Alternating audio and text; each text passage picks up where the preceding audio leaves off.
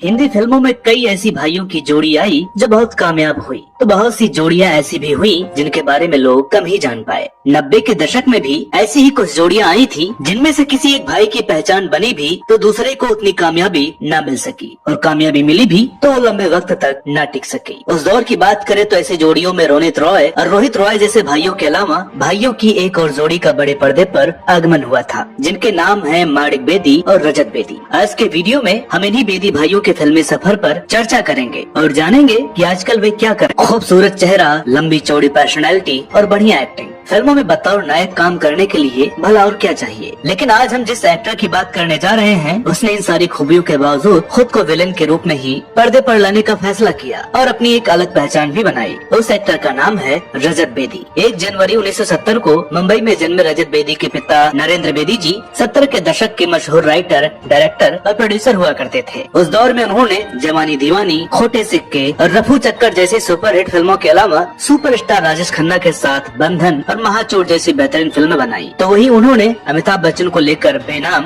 और अदालत जैसी शानदार फिल्में भी बनाई। रजत बेदी की मां वीना बेदी भी एक राइटर और कॉस्ट्यूम डिजाइनर हुआ करती थी। उन्होंने 80 के दशक में रिलीज हुई विनोद खन्ना की फिल्म इंसान की स्टोरी लिखी थी, जिसका स्क्रीन प्ले लिखने के साथ निर्देशन किया था नरेंद्र बेदी जी ने। रजत के दादा स्वर्गीय राजेंद्र सिंह बेदी जी एक जाने माने राइटर हुआ करते थे। ढेरों कहानियां लिखने के साथ साथ उन्होंने एक चादर मैली सी और अभिमान जैसी कई शानदार क्लासिक फिल्में भी लिखी हैं। रजत ने अपनी स्कूली शिक्षा मुंबई के जमुनाबाई नरसी स्कूल से पूरी की थी। बेहद ही शानदार व्यक्तित्व के मालिक रजत ने पढ़ाई के बाद मॉडलिंग शुरू कर दी और कई प्रतियोगिताओं में विनर भी रहे। दोस्तों, आपको यह जानकर ताज्जुब होगा कि रजत ने करण अर्जुन और डुप्लीकेट जैसी फिल्मों में शाहरुख खान का बॉडी डबल बनकर बॉलीवुड में प्रवेश किया था। वर्ष 1998 में उन्होंने राजन सिप्पी द्वारा निर्देशित फिल्म 1001 से बतौर अभिनेता शुरुआत की। थ्रिलर और मिस्ट्री बेस्ड जॉनर की इस फिल्म में डिम्पल कपाड़िया, जैकी श्रॉफ और तब्बू जैसे उम्दा एक्टर्स की भरमार थी। इंटरनेशनल खिलाड़ी, जोड़ी नंबर 1, ये दिल आशिकाना, चोर मचाए शोर, जानी दुश्मन, एक अनोखी कहानी, माँ तुझे सलाम,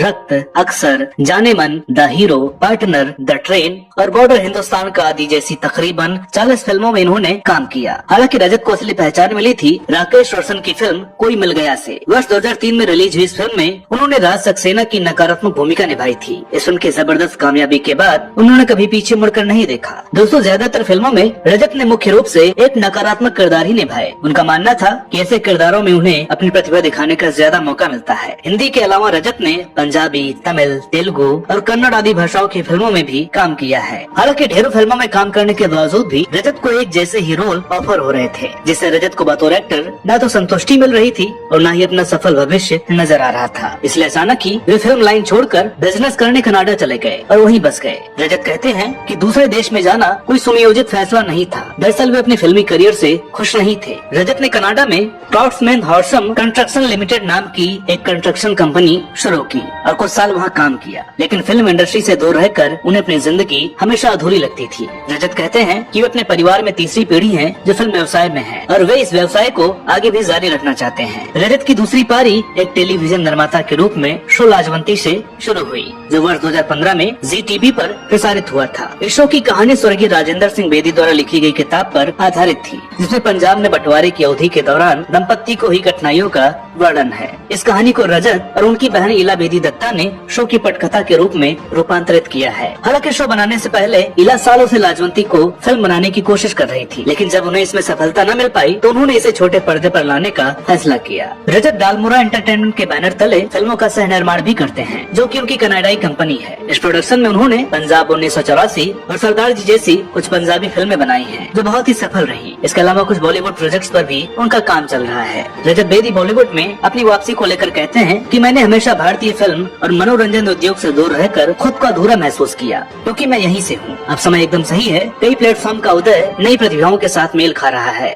जो अलग अलग कहानियाँ कह रहे हैं और वर्तमान में उन्हें एक अलग तरीके से पेश किया जा रहा है। बॉलीवुड में वापसी करने पर बतौर प्रोड्यूसर शुरुआत करने के साथ साथ रजत ने हिंदी के अलावा पंजाबी और तेलुगु आदि भाषाओं की फिल्मों में काम भी कर लिया है। दोस्तों, कम लोग जानते हैं इस बार रजत ने खुद को राज सिंह बेदी नाम दिया है। वो बताते हैं कि मेरे पिता हमेशा मुझे राज बुलाना चाहते थे, लेकिन मेरी माँ ने इसे बदलकर रजत कर दिया। चूँकि यह व्यवसाय में मेरी दूसरी पारी है, इसलिए मैं अपना नाम बदलकर राज करना चाहूँगा। साथ ही यह इंडस्ट्री में हमेशा एक भाग्यशाली नाम भी रहा है। दोस्तों, रजत बॉलीवुड में दोबारा अपने पैर जमा रहे थे, लेकिन तभी उनके साथ एक दुखद घटना हो गई। दरअसल कुछ महीनों पहले ही रजत बेदी की कार परिवार से एक बड़ा हादसा हो गया था। बताया जाता है कि उनकी गाड़ी के आगे अचानक एक आदमी आ गया जो नशे में था। इस हादसे के बाद रजत ने खुद घायल शख्स को अस्पताल में भर्ती करवाया, लेकिन अफसोस कि शख्स के अस्पताल में मौत हो गई। इस हादसे के बाद रजत को भी बड़ा झटका लगा। रजत कहते हैं कि इस हादसे ने मुझे पूरी तरह से तोड़ दिया है। भले ही इसमें मेरी कोई गलती नहीं थी, लेकिन मैं टूट गया हूँ। बस सोच रहा हूँ कि मेरे साथ ये कैसे हो गया। मैंने उसकी जान बचाने की पूरी कोशिश की, लेकिन मैं नहीं बचा सका। उन्होंने कहा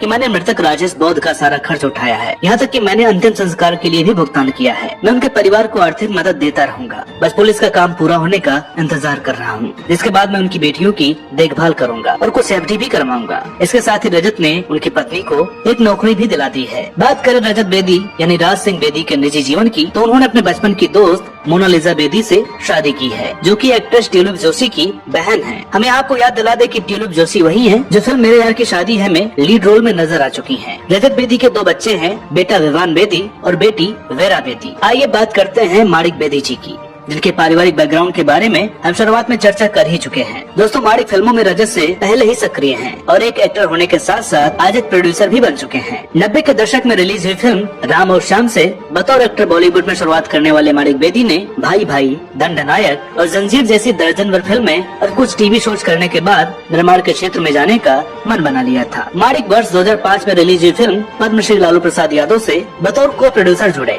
दोस्तों, आज माणिक बतौर फिल्म और टीवी निर्माता पूरी तरह से सक्रिय हैं। कम लोगों को ही पता होगा कि जी टीवी के शो हिटलर दीदी का निर्माण भी माणिक ने ही किया है। हाल ही में माणिक के निर्माण में बनी पंजाबी फिल्म गोलगप्पे से उनके भाई रजत बेदी ने बतौर एक्टर पंजाबी फिल्मों में वापसी भी की है। माणिक और रजत की एक बहन भी फिल्मों में लंबे समय से बतौर राइटर सक्रिय हैं, जिनका नाम है इला बेदी दत्ता। तो दोस्तों, उम्मीद करते हैं कि आज का ये वीडियो आपको पसंद आया होगा। वीडियो अगर अच्छी लगी हो तो प्लीज इसे लाइक करें, शेयर करें। चैनल पर नए हो तो प्लीज इसे सब्सक्राइब जरूर करें। तो मिलता है अगले वीडियो में एक और नई कहानी के साथ। तब तक के लिए